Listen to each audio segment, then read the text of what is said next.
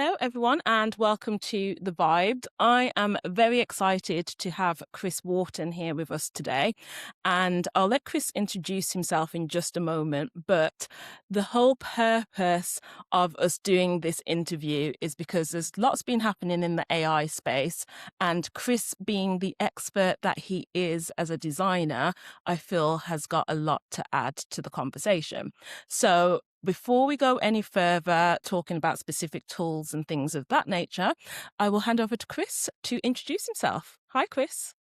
Hello. Yes, as Tony said, I've been a designer and been working on the web for 25 plus years, ever since it was kind of frame sets and nobody really knew what the internet was really.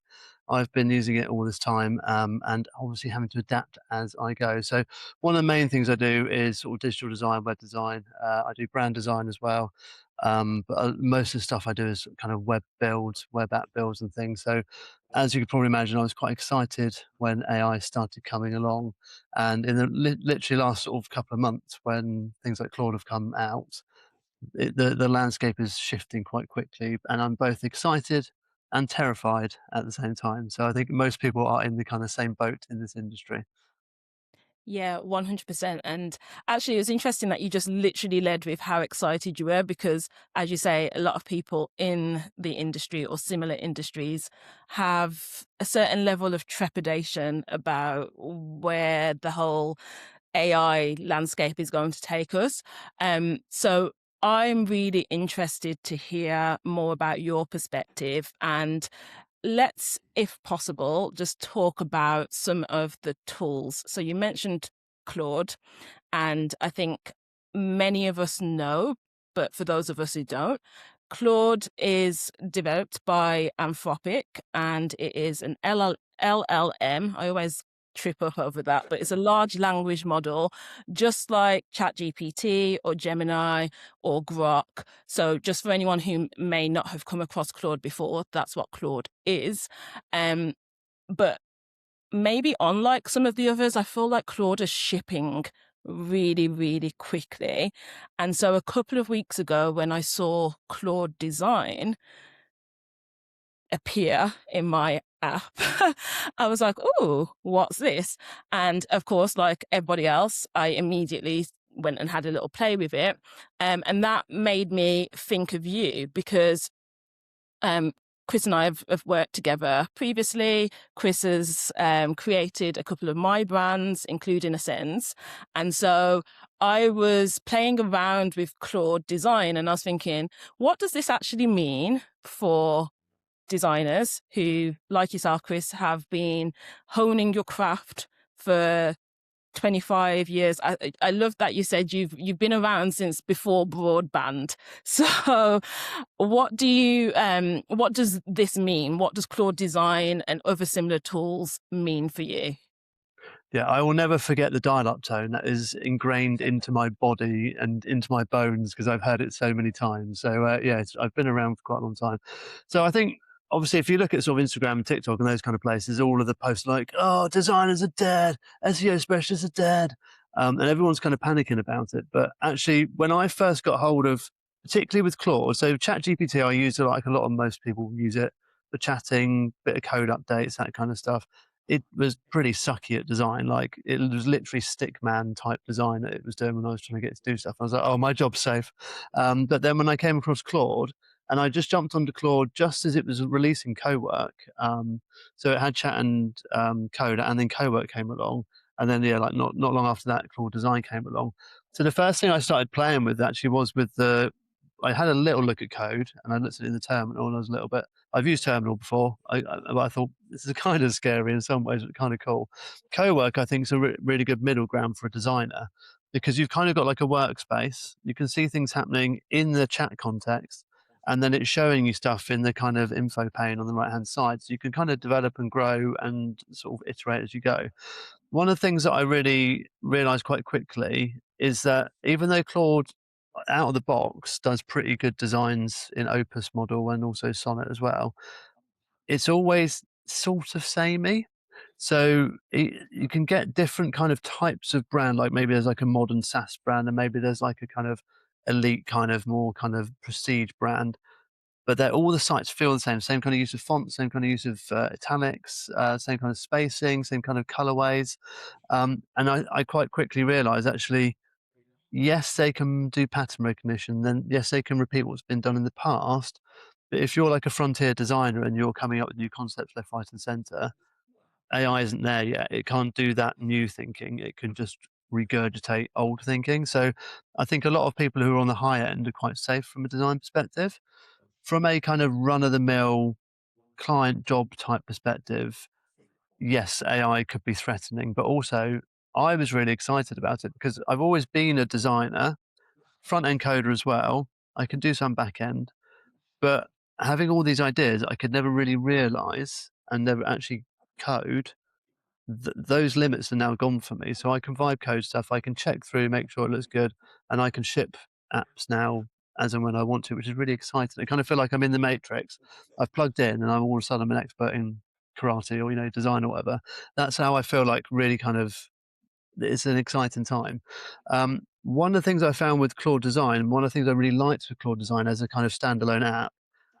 So I don't know if other people have used like Lovable and those kind of things. It kind of felt like a cross between lovable and kind of like a design system. So what I really like about Anthropic in general is they're very kind of keyed in on the idea of having patterns and design systems in place. So when I first started having to play with Claude Design, I tried to set up a Ready Steady Websites design kit through it. Unfortunately, I just blew straight through my tokens in like no time. So I had to wait a little bit for them to reset it. But since then, I've chucked a few other projects at it, one of which was like a rebrand of a client PowerPoint.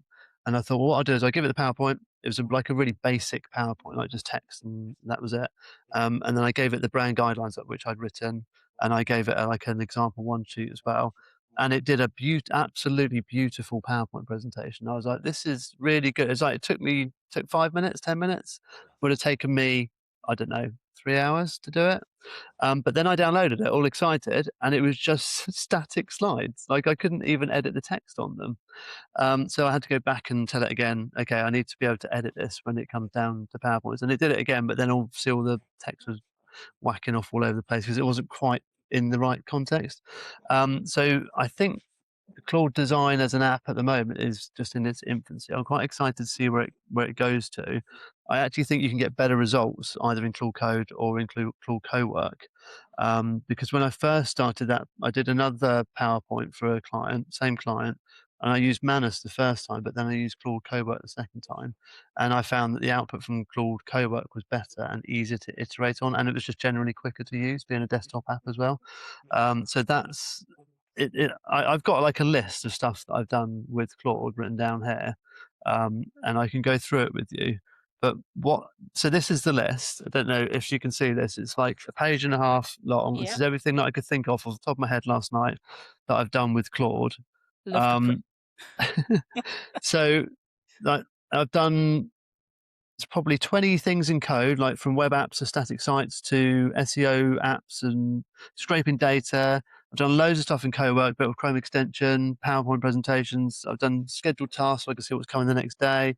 I've done branded onboarding documents that take AI notes and make it into like a tick sheet. And then I looked at when I started with Claude, and it was the 5th of March. And I was Wow. literally like, I have done probably 6 months worth of work in about 7 weeks Yeah. through Claude, some of which I never, ever would have been able to do on my own. And that was the really kind of crazy thing about Claude. And that's why I'm so excited because Jude and I work together, but I'm essentially a one-man team in terms of implementation because I do all the design and build. So all of a sudden, I've got all this extra resource that I can just tap into if I need it. Yeah. That's why I love AI so much in terms of what it can provide, and I understand the other side of it because it is killing off the kind of run-of-the-mill design jobs, the kind of social posting type stuff. Anything that's kind of simple to kind of put a bit of gloss on, Yeah. AI can really kind of take care of that now. So a lot of the kind of standard jobs that like an artwork or someone would be doing maybe 2-3 years ago, you can do those with AI cheaper and arguably better quality. So that's where it gets a little bit worrying, where you think actually that design is probably better than I could have done in like a couple of days, that's where it gets worrying, I think.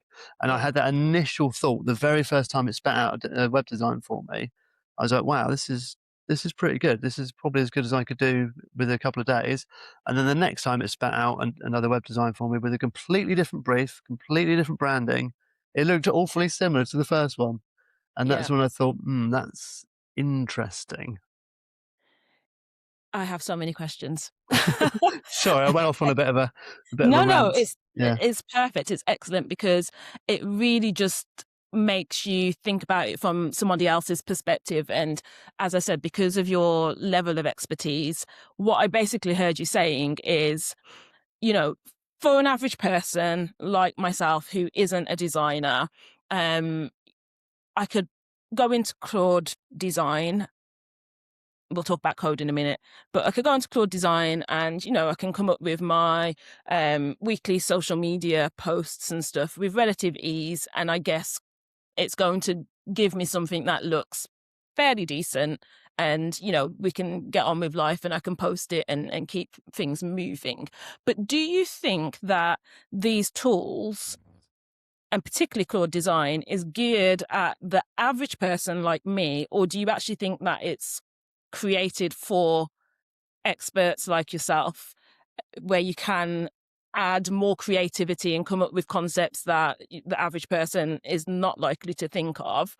Um, because when I went in and played with Claude Design, because of course, the tool was there, so I thought let's see. And like you, I set up a design system, burnt through over 50% of my credits really quickly just trying to set up the system. And then I was looking around and I could see like it's kind of like talking about prototyping and wireframing and things like that, which I think the average person has probably never really come across or really thought about, how would I use this in a business context? How is this going to benefit me? So I do wonder, is it actually really geared at the average person, or is it more for people like yourself? Do you have a viewpoint on that? So this is the thing that I think is interesting about sort of AI and LLMs in general, is that although people in the industry, people who are technical, feel that there's a very low barrier of entry, for the average person who isn't either in the industry or a creative or a technical person, it's still kind of daunting for people. I think when people think of AI, and even I'm in a couple of different groups, and I'm in a creative group actually, and we were talking about AI in there the other day, and it was very much around chat. And I was Mm, like, wait a second, guys, have you looked at Claude? Because like the stuff that Claude can do is insane compared to like Chat GPT, although they seem to be leapfrogging each other all the time at the moment. And it was just, and they're like, "What do you mean? What do you mean you've built stuff with Claude?" I was like, "I've literally built PowerPoints, HTML, web apps with Claude without touching a line of code." And they're like, "What?" It's kind of mad. So I think the threat on our the threat on our jobs at the moment, I don't think is there really at all. Well, not fully at least. It's the threat that we're feeling because we're seeing that these tools are getting easier and easier to use over time. mm, But even still, like Jude would never go and look at Claude Code. She would just like run away from the computer because it's technically quite mad when you look at it, even though it's yeah. not for anyone who's used to looking at terminal. And people don't have the patience with AI to work with it, but they don't have a design vision either. So one of the reasons that I smashed through my token straight away with the design system with Claude Design is because it wasn't perfect. So Mm, I kept saying, "No, that needs to be more rounded. Those need more letter spacing. That's not got enough padding on it. That needs more spacing. The logo needs to be 10% smaller." And I kept going through it, going, "No, it has to be perfect. If I'm making the design system, this has to be perfect." And it obviously got fed up with me because it just blew all my credits straight away. And then I thought, well, sometimes I'm thinking I could probably do this myself quicker, um, but the average person doesn't know what to look for. So if the average person is willing to upskill and use AI, then they can definitely get a much better output from the work they normally do and look a lot more professional and get things turned around more quickly. That's one of the things that I found really interesting about AI is I've started using it for things that I wasn't even doing before, but they make me look even better and more efficient. So onboarding documents, um, proposals, quite often I'll send an email, but now I'm putting them into little proposal documents. So it just makes everything look a little bit more neat and professional without costing me any more time to do any of it, which is pretty cool. Actually, that's a really good point to make, because obviously the Vibes is aimed at non-technical founders who are using AI and want to build with AI. And I do think that there is a lot of opportunity here. And like you were saying, so you're in certain communities where some people are still very much in the infancy of what AI can do. And so that, for them, it's conversations back and forth with ChatGPT. Whereas now we're seeing with Anthropic, and, we can't just focus purely on Anthropic, because as you say, they leapfrog each other. They're all trying to outdo each other, and they're all very much in competition with each other. And I, in a moment, would love to get your take on: do you hone in on one platform, or do you move around as new things come out? But we'll talk about that in a second. But in terms of what it can do for a business owner, and just kind of leveling up your professionalism and your execution, I actually think is pretty amazing. And I think, we probably should spend a little bit more time in our businesses exploring the capabilities, instead of panicking about AIs taking everything over. And some people are in the camp of, I'm just not going to touch it at all. I do think that's a mistake. And I think, based on what you said, you probably would agree with that. Yeah, I think if you're not doing it, your competitors are. So no Yeah. matter what business that you're in, even if you're just in an accountant or something that you feel is maybe not very creative, you're still doing things that have a system to them, a pattern to them, a repeatable process to them, which you can, and those are the best things to give AI because they're machines. So it is just literally pattern repetition and workflow repetition and automation and all that kind of stuff. They can literally save you hours and hours of time, make you more efficient. You can take on more work, earn more money, but also you can outdo your competitors because you're turning things around more quickly, you're more efficient, you're more on top of things. So I think you probably will be left behind in any type of business, maybe apart from like manual tasks like plumbing and hairdressing and those kind of things which aren't focused on efficiencies. You can't get a robot to cut someone's hair. I mean, you probably could, but it'd probably be awful. So there are obviously certain industries it's not going to apply to, but anyone who's kind of online, got a website, got some kind of system or online presence or computer work that happens in their in their job role or in their kind of general business, AI will definitely help. And I think just do it in baby steps would be the initial start.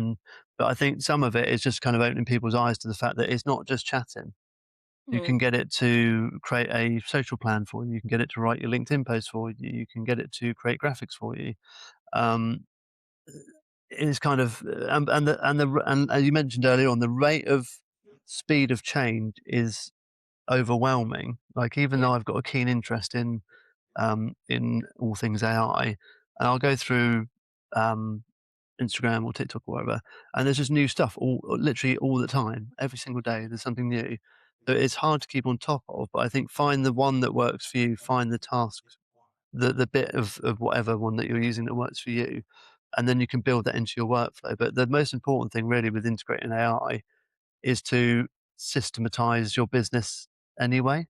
And a Hmm. lot of people don't, they have systems, but they don't have them documented. So SOPs and standard operating procedures, workflows, automations, a lot of those are down to humans in their head. This is what I do on a Monday. This is what I do on a Tuesday. And I think AI can help systematize businesses to make them more efficient in that way anyway. Yeah. So I think when you're thinking about things from a workflow and systems point of view, there's lots of stuff you can be doing in your business to improve how you work, even without before introducing AI. And I think that's an interesting place that people are in at the moment. Very much agreed with that. I think when you get really excited and it's, shiny object syndrome, and you jump in and try and make it do something that you don't already have a clear process for, that's when it can get quite messy and frustrating, relatively Yeah, quickly. yeah, Um, But something you just touched on there then. So what does your AI tech stack look like at the moment? Are you a Claude evangelist? Are you dabbling with different tools? Like what's your stack? So at one point I had ChatGPT, Midjourney, and Claude all at the same time. Um, I ha- I was getting fed up with ChatGPT, so I went across to Claude to have a little look at it, and that's when all the co-work and the code stuff was in there. And I was like, yeah. And I also really like the feel of Claude. It feels designery. I know it just feels cooler for some Yeah. reason. So I turned off my ChatGPT subscription and thought, okay, I'll move over to Claude. But apparently now ChatGPT's codex is also really good, and the agents and stuff are really good in that. So potentially might go back to that. I might, and also they've got image generation now, which is apparently sort of leapfrogged Midjourney and things as well. So I'll probably can off the Midjourney side of things. But one of the things that's really frustrated with Claude, and maybe a lot of people who want to move from ChatGPT to Claude that won't necessarily realize, is that Claude is very heavy on token usage. Yeah. So your budget does not stretch very far on like a £20 a month pro plan, whereas ChatGPT I basically never hit any limits. But then again, I'm doing more stuff with Claude, so it's deeper kind of stuff, more design, more thinking. So it's kind of, it's going to happen, but they are always tweaking. Like you've got a 5 hour session instead of a 4 hour session. This is a peak token. This is an off peak token. So it's getting more expensive over time. But then again, if you are replacing your time or an employee's time with a 20 quid or even a 200 quid a month subscription, it's still money saved at the end of the day, as long as you're not chasing the shiny stuff. Because if you're Mm. chasing the shiny stuff, you're building stuff you never wanted to build in the first place just because you can. Mhm. You don't know how any of it works. And I had a chat with someone the other day about a product that they've created. They've got a 2.5 grand subscription type product, high end, and just because they could, they've spun up a app that does like a light version of it, and they want to sell that for like 50 quid a month. And I said to them, why have you built the app? Like, what's the reasoning? Because if you think about talking about this 50 quid app versus a 2.5 grand product, Mhm. it doesn't take many excuses to be made till someone's paying for the 50 quid one Yeah. rather than the 2.5 grand one. Why don't you just use it as an internal tool? And I think a lot of people could use these apps and ideas as internal tools and then use them to make the efficiency better in these higher end products. So I think that's an interesting sort of use case.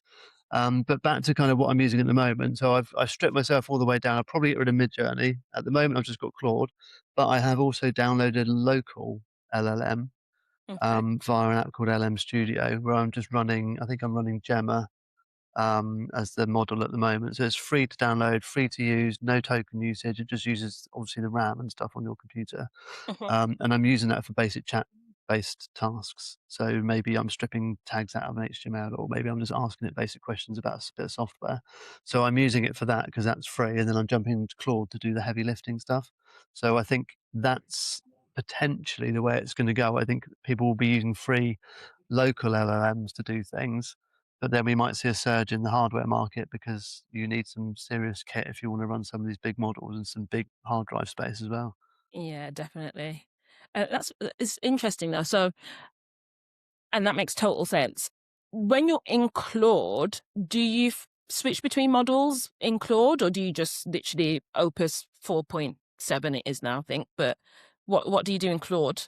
So I use Opus for planning, but I Mhm. don't use it. I don't use it for implementation Okay. because it literally just. And if you're on a max plan, it's probably okay, but on a pro plan, I did some planning yesterday. I think I blitzed it in 30 minutes for Yeah. my session for that day, or for that period. So I get it to plan, and then once it's finished planning, I say, right, I'm going to hand this over to Sonnet now. Is Sonnet going to be able to cope with this? And then it will give me a yes. It always says yes, but I'm guessing at Yeah. some point it would be like, no, Sonnet's too inferior to me.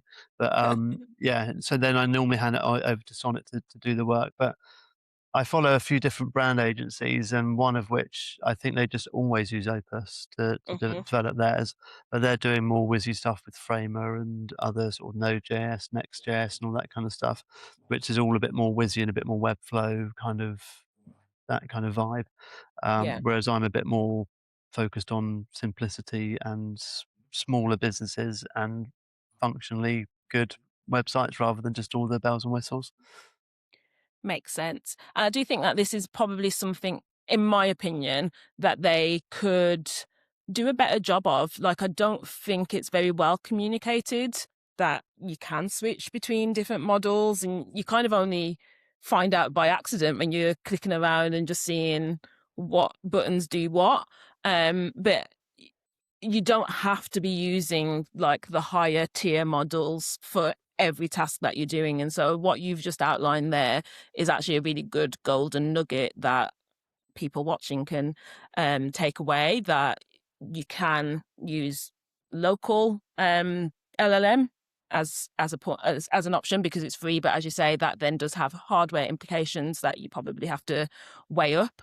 But then also within the platforms themselves, and it's not just Claude, obviously it's the same with ChatGPT and Gemini, you can switch between different models depending on what you're working on and what you're doing, and that will help you to reduce maxing out your tokens or your usage.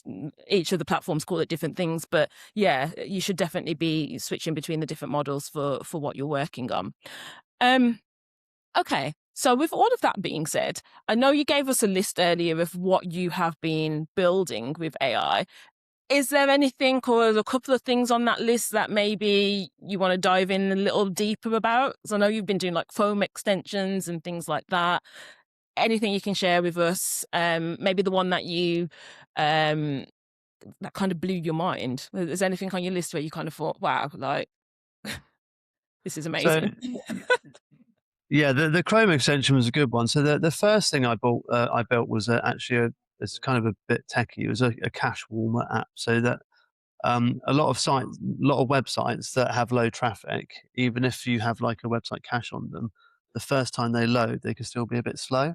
Hmm. So I had an idea. I've had an idea for ages. Well, maybe I could do like a little thing that just pings each website, and then it grabs the CDN, and then so it just makes the site a bit more responsive. So I got Claude Code to build that for me completely, and it did a whole Laravel app. Told me what services to use, what to sign up for online. It took me through the whole process, and even though it was quite a technical process that I think you probably have to have been a developer to work out how to do it.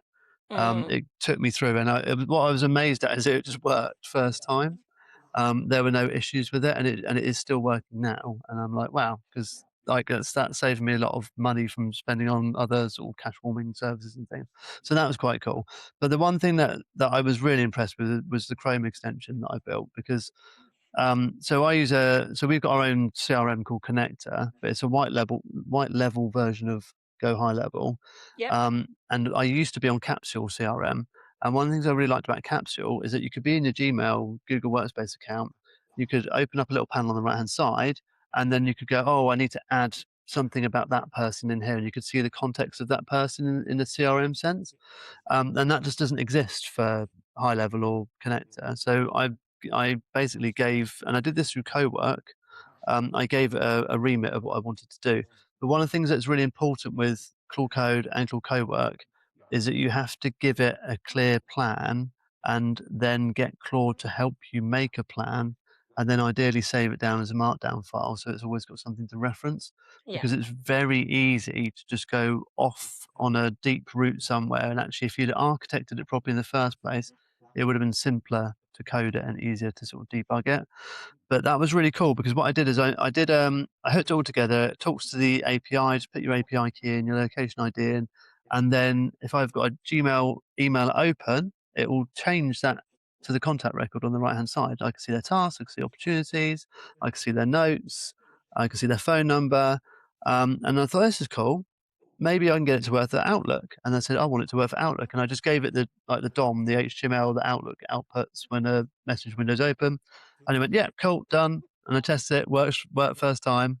And then I was like, actually, I use Help Scout for my support ticket systems. It'd be cool to be able to see my contacts through there as well. Yep, done. And then I was like, what would be really cool is if I could be in LinkedIn. And then once I've opened the little contact panel, it comes up with their contact details, and then it could have a little window on the right side.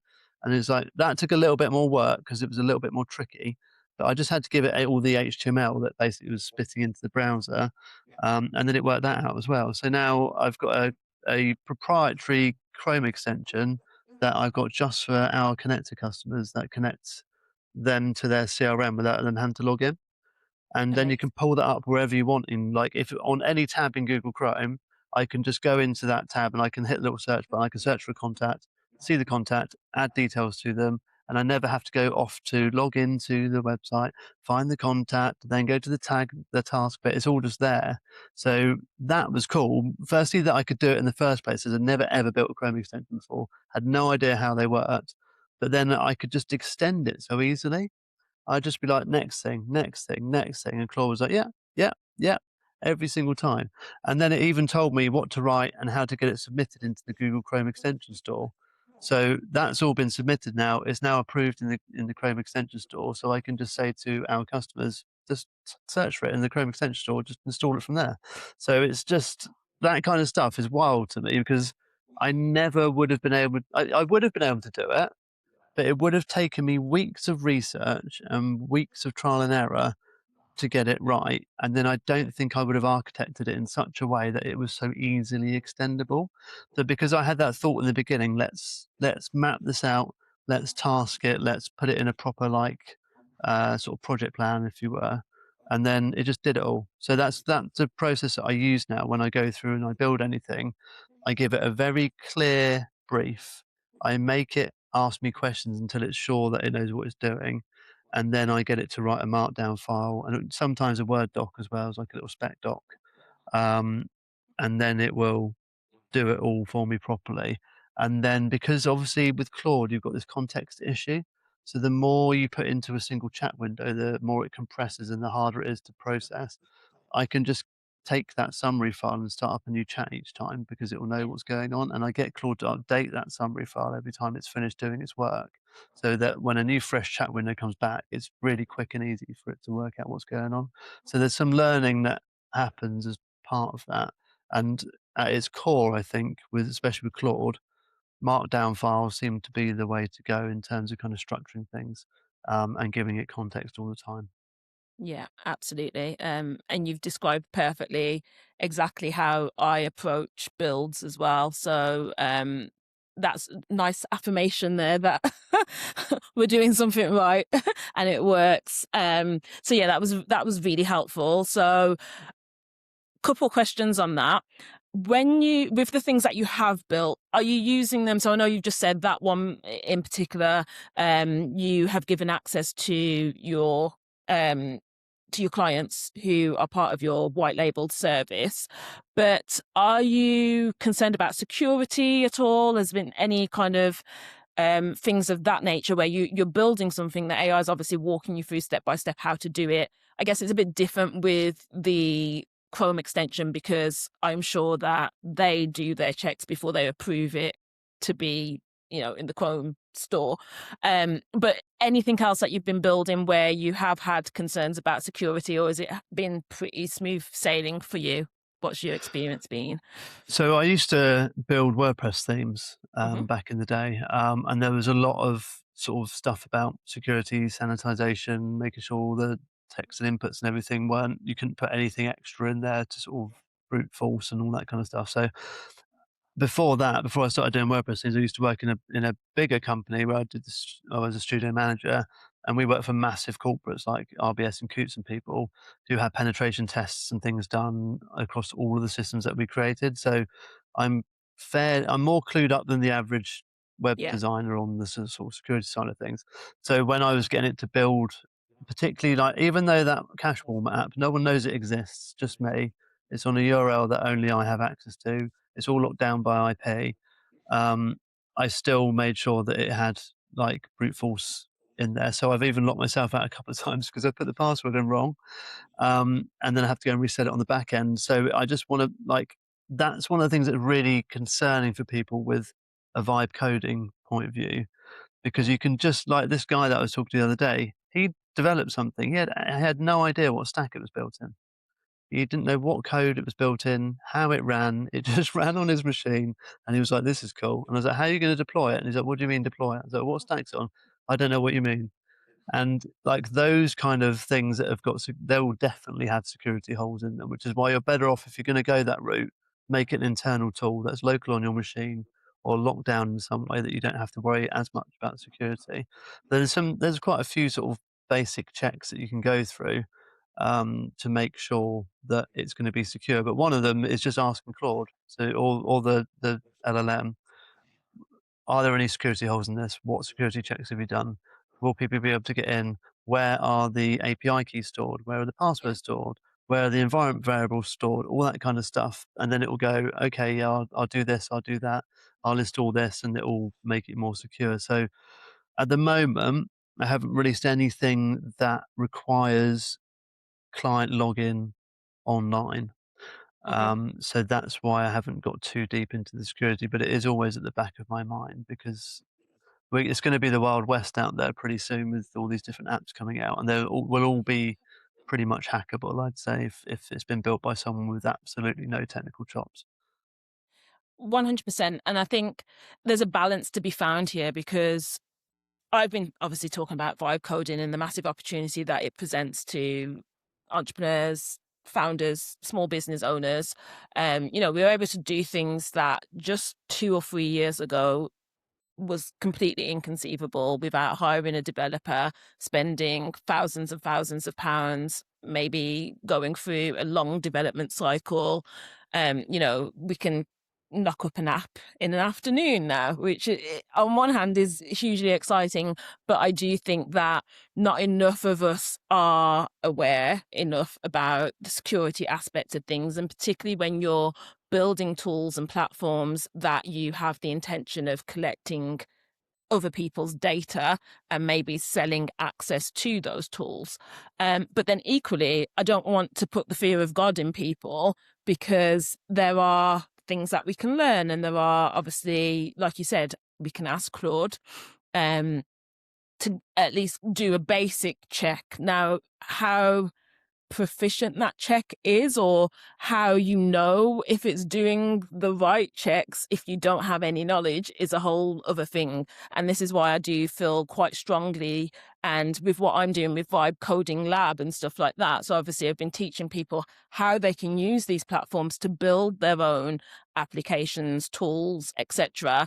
But a really important part of that I think a lot of other people are perhaps missing is the security aspect of it. And it's a case of, if you are building a tool that you have the intention of selling access to, or you're planning to collect other people's data, you do have to stop and ask yourself, do I need to actually hire a developer to do the final sanity check for me to make sure that A, I haven't missed anything, and B, the AI hasn't missed anything? Because we've seen with Mythos, which for anyone who doesn't know is like this super duper version of Claude that they created inadvertently, and then it started to identify all of these vulnerabilities in organizations. I think what the oldest one that they found was 27 years old. This vulnerability had existed for 27 years and no one had realized it.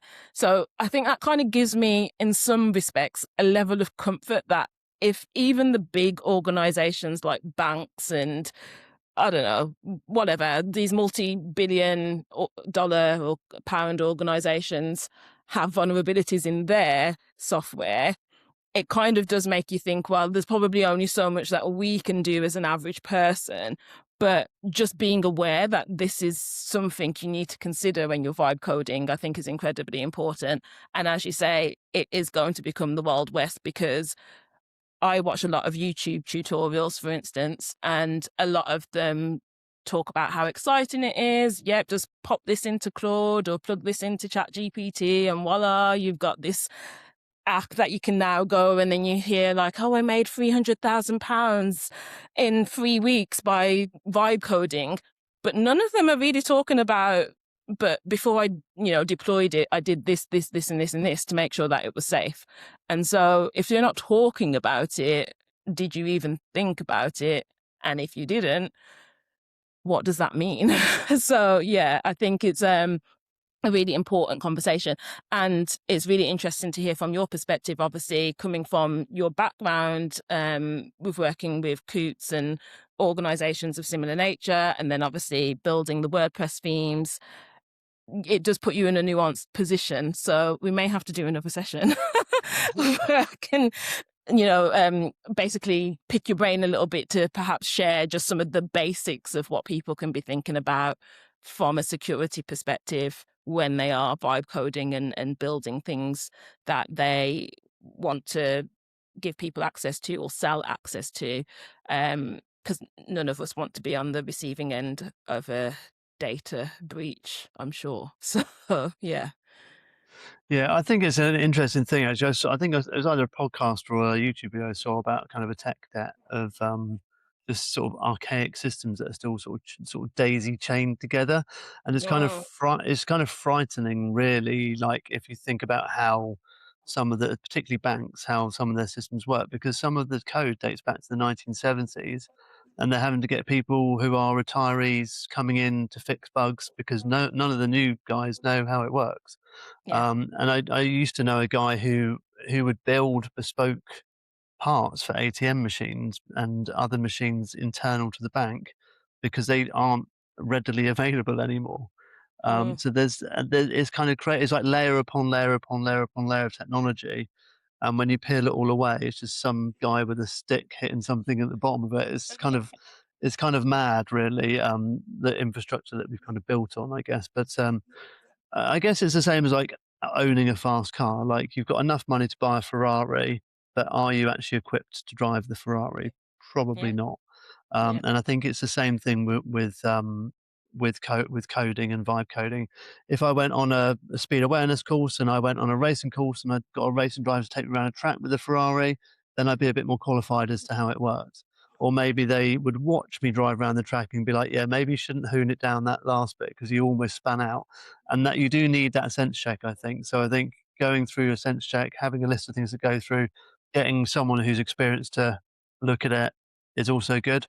But I think you should get someone who's experienced to look at it before you start, because if you spec it out right, it will be built properly. And if Yeah. even if there's got some missing bits, you can layer over the security at the end as well. Mhm. Even though that's not ideal, but you can still, if you built it in the right way, it's easier to patch and fix after the fact, rather than it just being a bunch of kind of out of the top of my head kind of thought process build type thing with no real direction, which is what we're really going to suffer with the vibe coding if people don't spec it properly. It's just going to be like a constant thought that's Yeah. never fully developed, and they're sort of thinking and coding as they go, which is never going to end well. 100%. Okay. This has been a really interesting conversation. I've really enjoyed it. To wrap us up, what would you say to our community who are non-technical founders who want to build with AI or are already building with AI? If there was just one golden piece of information or insights or suggestion that you would give them, what would you say? I think if you're getting into AI, don't aim too big too quickly. I think if you've got this wild, amazing idea that's going to be like life changing, world changing, it's going to be the best bit of tech ever, that's all cool, but don't try and build it from day one from one prompt. Take a portion of it and build out a portion of it and see how that works and see how you like it, see how it tests. And then either iterate it or create a new project and start again from scratch, because there'll always be learning outcomes from each time that you use it. And especially if you are not seasoned in terms of kind of tech development and software development, you should definitely take it in smaller steps than trying to jump in straight away, because it's very, very tempting just to jump in and go big straight away just because it's possible. So start off small would be my advice. I agree with that. It's kind of like the mountain and the molehill. And yeah, we want to start with the molehills, the little stuff, and then bit by bit. And as you get more familiar with it, and you naturally, if you are curious, you will start to notice certain things happening. And even if you can't understand the code, you still get a sense of just a more understanding when you go that way. Whereas, as you say, if you try and jump in at the deep end, it can become very overwhelming very quickly. And yeah, you'll probably end up with incomplete projects because you're just not able to fully formulate what it is that you're trying to create. So thank you. That was a very valuable piece of information there. Much appreciated. And thank you very much for joining me today on this session. I've really found it very insightful. So hopefully our audience will also feel the same. And hopefully we'll have you back in the future to talk some other Yes, stuff. definitely, and I'm sure everything will have completely changed by then as well. Either it'll be all amazing or it'll all fallen apart. But I think whatever happens, I think AI is going to be around long term anyway. It's a bit like the web. We had the whole web.com bubble stuff. Yeah. Websites online is still there after all of that burst. And even if we do have a burst or a consolidation in AI, or people move to LLMs, local models, and all that kind of stuff, it's not going to go anywhere. So I think we have to get used to it and we have to adapt. Otherwise, we're going to be left behind.